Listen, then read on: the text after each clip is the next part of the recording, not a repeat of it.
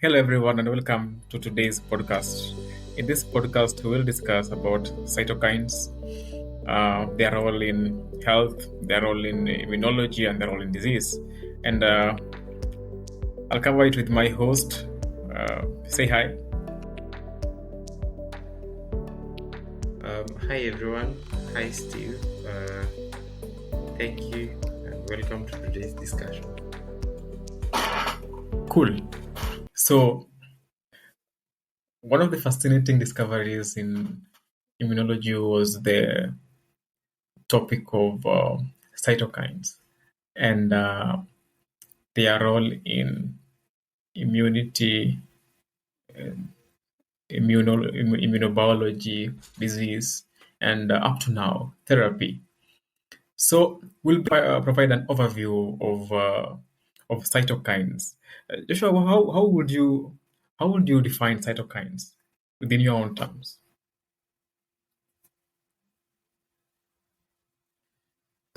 Well, I think we've started off on an academic foot, but I think the word cytokine is derived from its Greek roots, which the first one would be cytos for cytology, which is cell, and then is kinos or kinesis. So basically, it would be cell movement. So that the word cytokine, from a strict purist perspective, should not be an immunological term, but a Okay. cytological term. So that in strict immunology sense, you'd be talking about immunomodulators. So basically, these are proteins or peptide molecules that activate or suppress or dictate activities of cells of the immune system. They are more like the endocrines of the immune system, in short, from the way I understand it. All right. Yeah. Sure. I will agree. I will agree with that. I will agree with that. Uh, for me, I would view cytokines as primarily they're proteins, yes, but I will view them as the language of the immune cells. That is how I will view them as proteins that really guide communication between immune cells because I perceive that without cytokines, immune cells will not be communicating. I Yeah. mean, how would they know that I'm coming? How would the T cell know that the D cell, that the DC, the dendritic cell is coming? There must be a way of communication, and therefore, the immune system gave us quite a distinct way of communicating.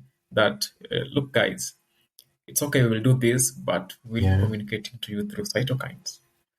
So I believe that is okay. To me, that is how I would Mm-hmm. define cytokines. Uh, do you think? Do you think the discovery of cytokines have shaped how we understand immunology?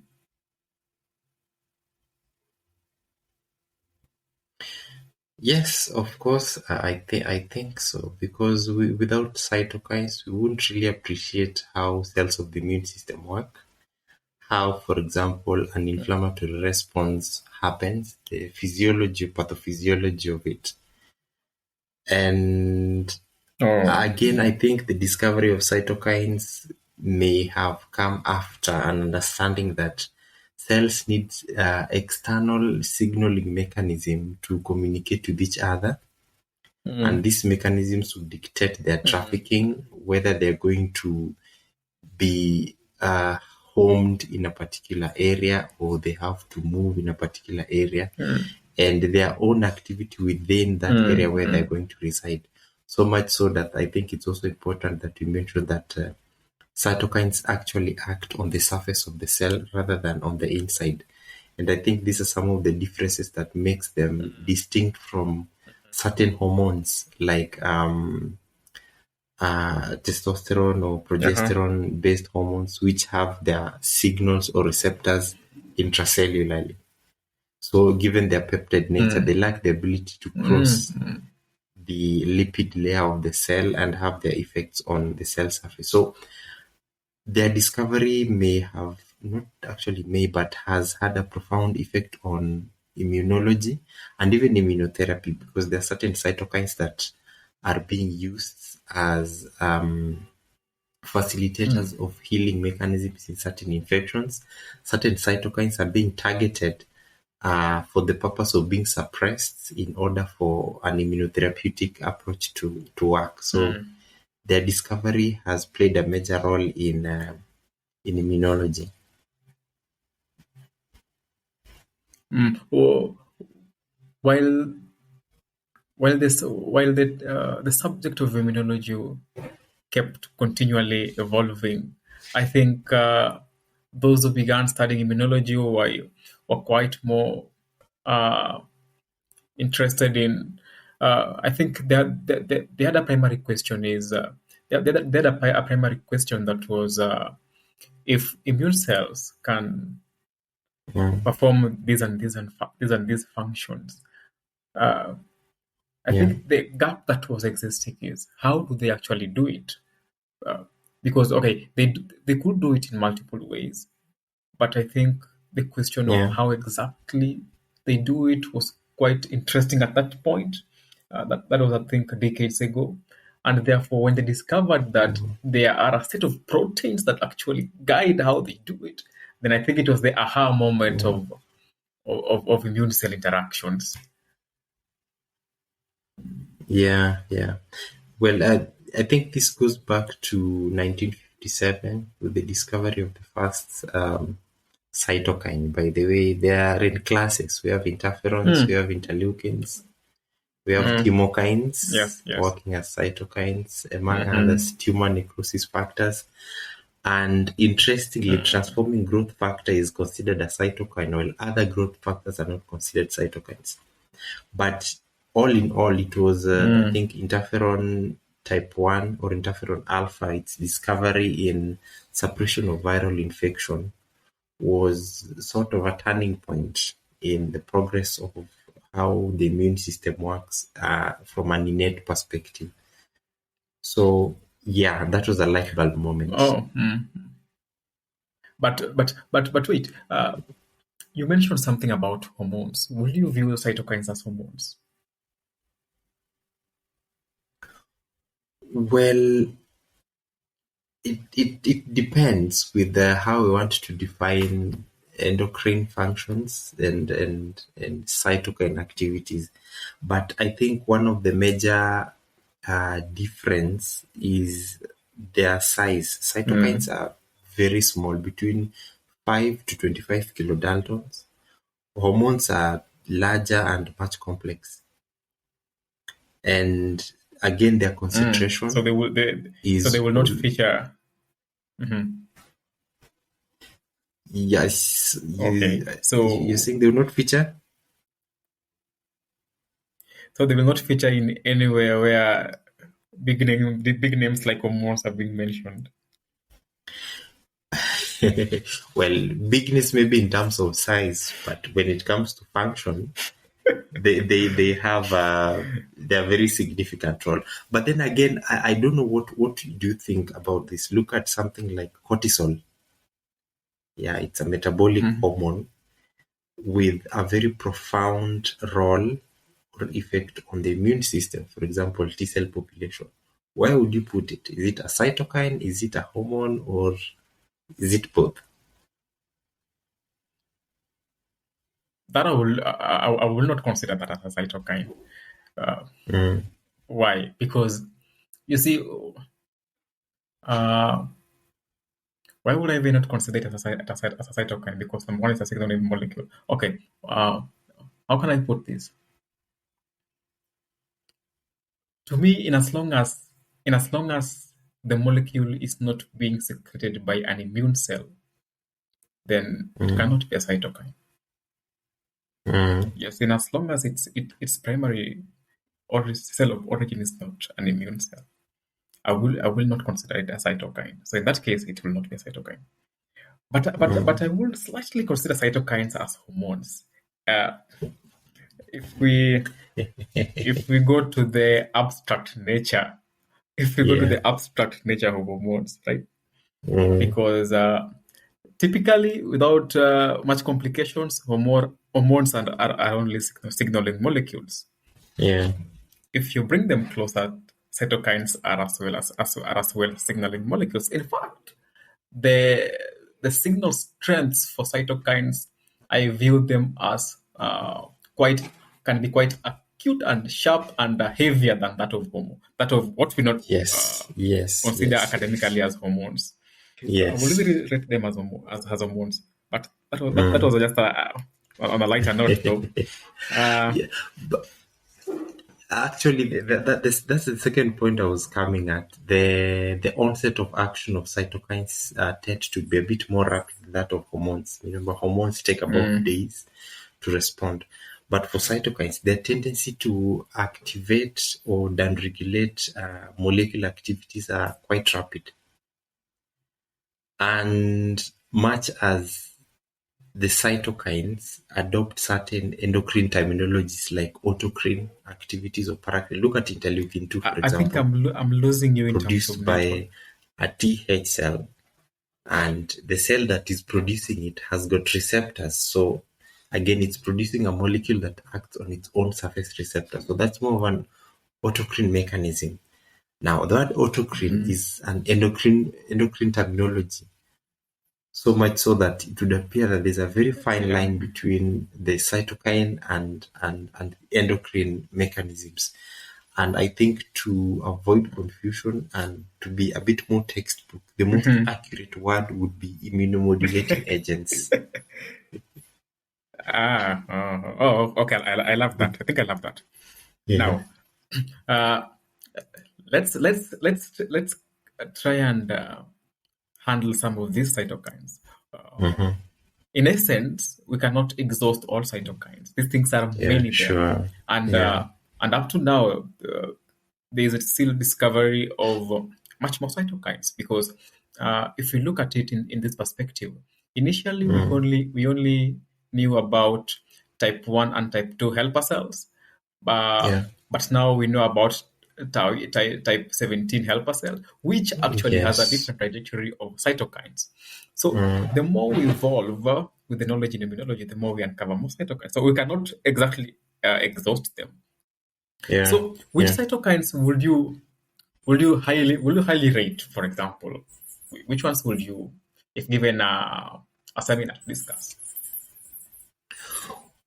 Well, the Th1 cytokine profile is interesting, especially in light of the topic of How about it? cytokine storm, for example, when looking at COVID infections, Uh-huh. and not just COVID alone, Yes. but there are a series of other viral infections that are normally exacerbated by secretion of cytokines, so that you have a cytokine storm being a menace more than the disease that induced the production in the first place. Other Yeah. molecules, like if you look at Mediterranean fever, for example, which is facilitated by certain cell signaling molecules. There's the caspase associated recruiting domain, nucleotide oligomerization domains, which are themselves cell signaling molecules. They are the source of the pathogenesis because they're produced by cells of the innate activation pathway. So that has much with the Th1 signaling pathway, interleukin 6, interleukin 12, tumor necrosis factor, for example, are very interesting when it comes to understanding disease progresses that are inflammatory mediated. So I think the Th1 cytokine profile would be a bit interesting to me.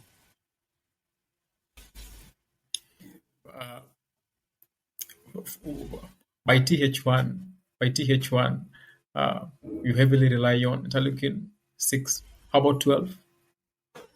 Yeah, of course, there's interleukin 6, interleukin 12, majorly, and then the TNF alpha. But then again, you have Ah, interleukin 12 and 6 being produced by the Th1 to activate the professional APCs. And this results to their yes. proliferation. and again they produce more of the cytokines that activate Th1. So it's a vicious cycle that feeds on itself. But I think I really love the vicious cycle because uh, depending on the disease that is being presented here, Yeah. generally we can have two arms. We can have Th1 and Th2. Yes. We can have interleukin 12 driving the cellular immune response to Th1. But Yeah. now there is kind of a greediness in essence in these cytokines, especially in the Th1 cytokines. Yeah. This, these cytokines are greedy in the sense that they cannot allow or they cannot easily allow uh, cytokines related to Th2 to be overly Th2. expressed. Yes. Yes. Yes. Actually, what they do amazingly is uh, when you consider Th2, for example,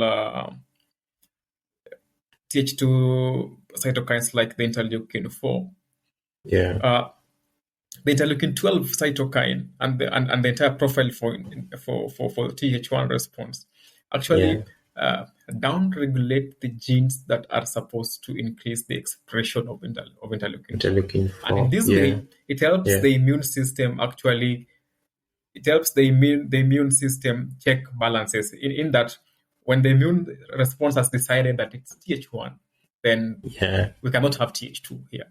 So anything that may give rise Mm-hmm. to Th2 is being Yeah. subverted. So I think I love the Mm-hmm. greediness in these cytokines.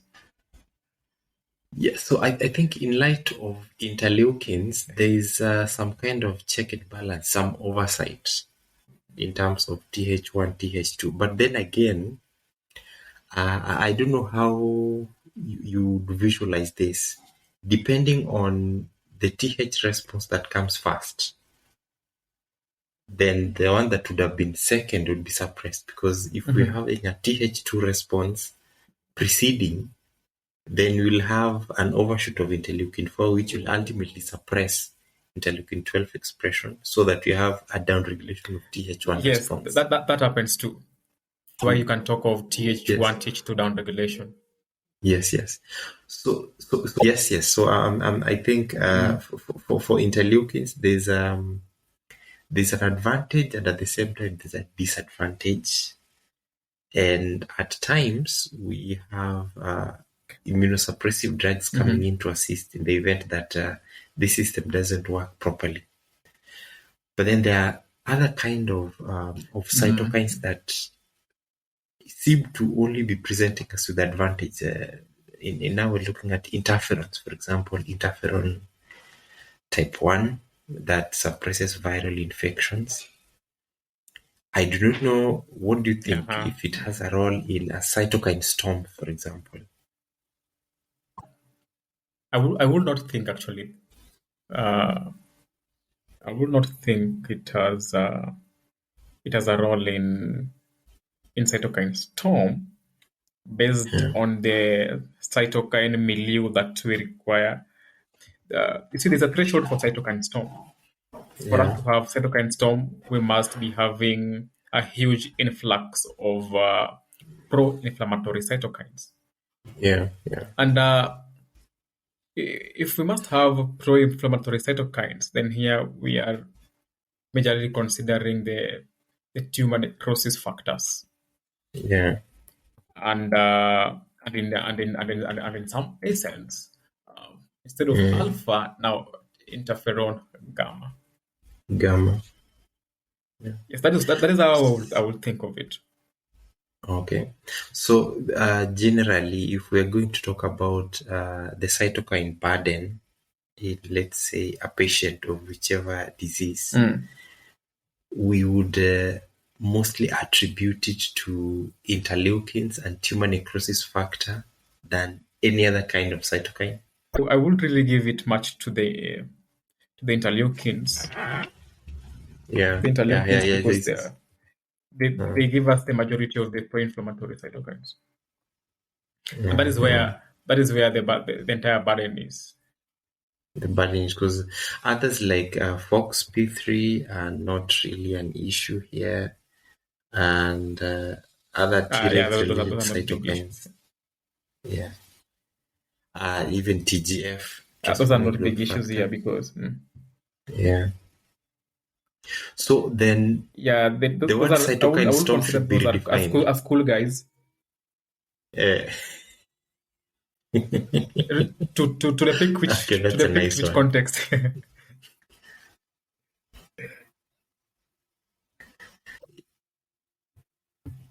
Maybe interleukin storm or pro-inflammatory cytokine storm.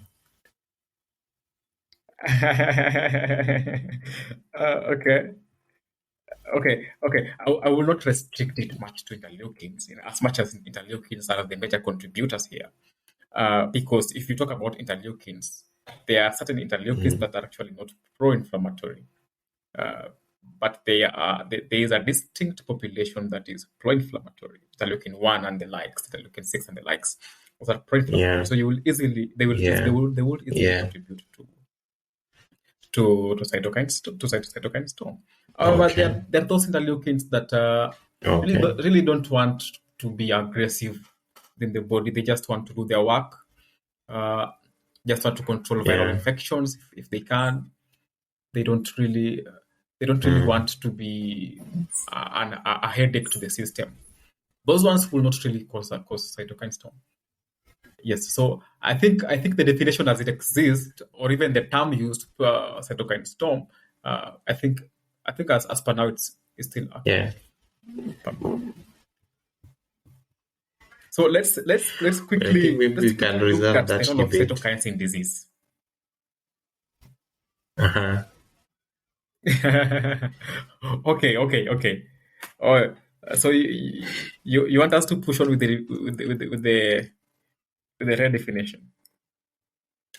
No. We can proceed to understanding the role of cytokine in disease. And I think this is Okay. where now Ah. we look at the specific groups because we understand that they have different roles in different kind of conditions that are considered abnormal.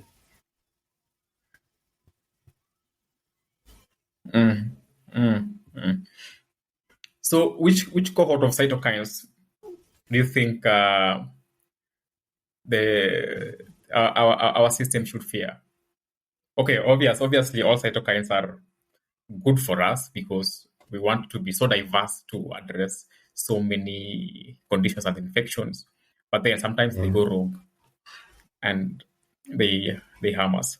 So, which cohort would you think the body should fear much if at all they were supposed to be overregulated? Well, first I would look at the interleukin class because we have Yeah. interleukins, we have interferons, we have growth factors, we have tumor necrosis factor group, Yeah. and we have chemokine groups. And then we have, I think, there's another one that relates to uh, T cells. I think this would be lymphokines, if I'm not wrong. And the list go on and on and on. Mhm. But now, with regards to this question, I'm particularly interested in interleukins as far as disease is concerned and their tendency to wreak havoc. So I'd pick interleukins. I don't know what to do, what your choice would be. Yeah, for me particularly, it will be interleukin. Uh, my biggest culprit, there is interleukin 1. Uh, I don't know. Yeah. See, it's quite a good protein, but sometimes it it if you tell a person with the rheumatoid arthritis that uh, a comrade of interleukin 1 is coming, they will really freak out. Uh, So yeah. interleukins are really, I think the body should always keep them in check, because once Mm, they turn into the bad guys, then they can, and particularly not just interleukins, but particularly the pro-inflammatory ones, because you see as well there are guys like interleukin 4 and interleukin 10 who don't Yeah. really want much, but they can control things when things go wrong. So to me, interleukins, yes, much Yeah. more specifically the pro-inflammatory. But the tumor necrosis factor is also a bad guy, especially tumor necrosis factor alpha, I think. Yeah. TNF alpha. And what is It's your also a comment bad on guy interleukin in the 5? sense of inflammation. Interleukin 5 in the context of disease. Uh, Yes. Now, I will not actually consider it.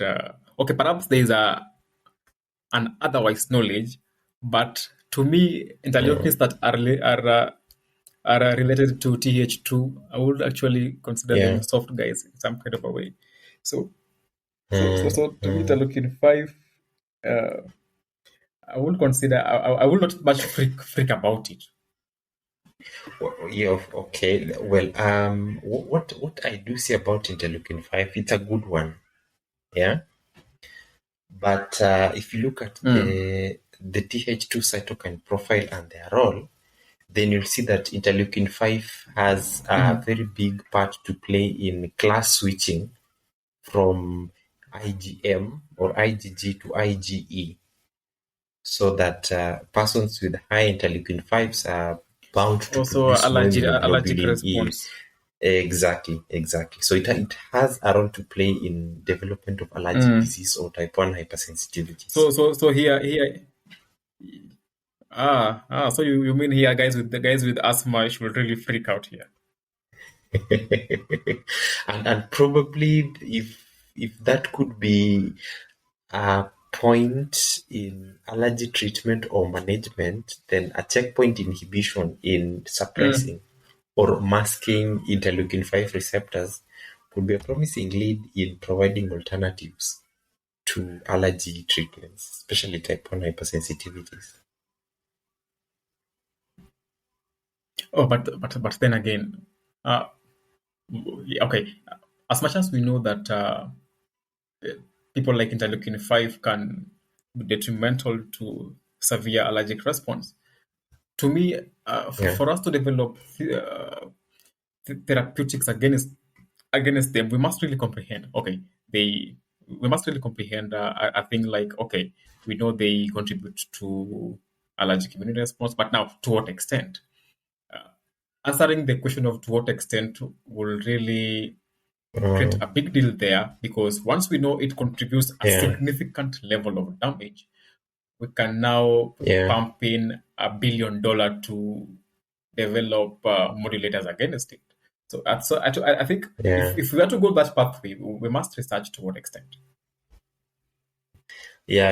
It's just a question now. I'm just putting out there. That's something to think about. I mean, if Okay. we could Yeah, reduce sure. amount of IgEs or we want to block histamine receptors, both are still options.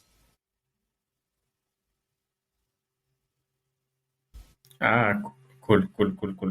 Uh, so generally, interleukins, not even interleukins, but the entire debate about cytokines is still evolving, and even as we close the discussion, we cannot really exhaust it. So, Yeah. what would be your parting shots on this topic? Well, just like you said, we can't really exhaust it. There are still a list of cytokines. We haven't mentioned anything on chemokines and the adhesion molecules that facilitate Uh-huh. Mm. extravasation of lymphocytes out from the vascular compartment to the extravascular compartment. And it's a big list. But generally, I think Mm. as the list of cytokines become longer and longer, the better we get to understand immunological functions, and the more tools we have in intervening when it comes to diseases of the immune system, either those that are produced by an overreactive immune system or an underreactive immune system. So cytokines are actually becoming a therapeutic option, and the fact that we are discovering more and more of them is a good thing, because then it's adding more arsenal into our toolkit on only what you can use in disease prevention and even treatment. Oh. So uh, immunology cannot be complete without cytokines. Uh, they, they, they do, they are like the workmen of the immune system. They do the entire communication budget for the immune system. And the fact that they influence disease, or in some cases modulate disease, for example in the case of rheumatoid arthritis, makes us really optimistic that cytokines in future will be used as powerful drugs. Not even in future, even now they're being used as powerful drugs, but we still have room Yeah, to develop them as powerful drugs. So as yeah, we continue evolving in knowledge, we continue realizing which cytokines to target for which particular disease. yeah. So thanks everyone for listening, and I hope you catch us next in the next podcast. Thank you, everyone. And once again, thanks, Steve, for this interesting discussion.